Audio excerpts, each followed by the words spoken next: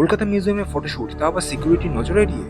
মঞ্জুলিকায় feel পাচ্ছি। অত্যধিক low light এবং পাবলিকের ডিস্ট্রাকশনের মধ্যেও ফটোশুট করাটা কি পসিবল? আজকে সেলিব্রিটি ফিল হচ্ছে। মঞ্জুলিকা পার্ট 4 কেমন লাগলো শুট করে আজকে? খুব ভালো লাগলো। আজকে অনুষ্কার সঙ্গে একটা ডান্সের ফটোশুট ছিল। লেন্স হাতে করে ঘুরতে হচ্ছে, ব্যাগ জমা দিতে হয়েছে কাউন্টারে। কলকাতা মিউজিয়ামে ফটোশুটের মেইন সমস্যা হচ্ছে extreme security checkup, light use করতে দেবে না, স্পিড লাইট ইউজ করা যাবে না, ট্রাইপড ইউজ করা যাবে না, লো লাইট এক্সট্রিম পরিমাণে থাকে, সুতরাং বেশি আইএসও বাড়ালে নয়েজ আসবে, শাটার স্পিড কমিয়ে কাজ করতে হবে, বেশি শাটার স্পিড হয়ে গেলে আবার ইমেজে শেক আসবে, সুতরাং সবকিছু ব্যালেন্স করে চলতে হবে। একটা সমস্যা হচ্ছে আমাকে তো সবাই ভুলেই গেছিল অনুষ্কাকে সেলিব্রিটি হিসেবে পেয়ে। ফটোগ্রাফির আরেকটা জিনিস হলো অ্যাজ আ ফটোগ্রাফার যে কোনো পরিস্থিতিতে প্রপার লাইটটাকে খুঁজে বার করা। লোক দেখো, সব দাঁড়িয়ে ছিল, ক্যামেরা বার করলাম বলে লজ্জায় চলে যাচ্ছে। সবশেষে তোমাদের জন্য রইল কিছু ছবি।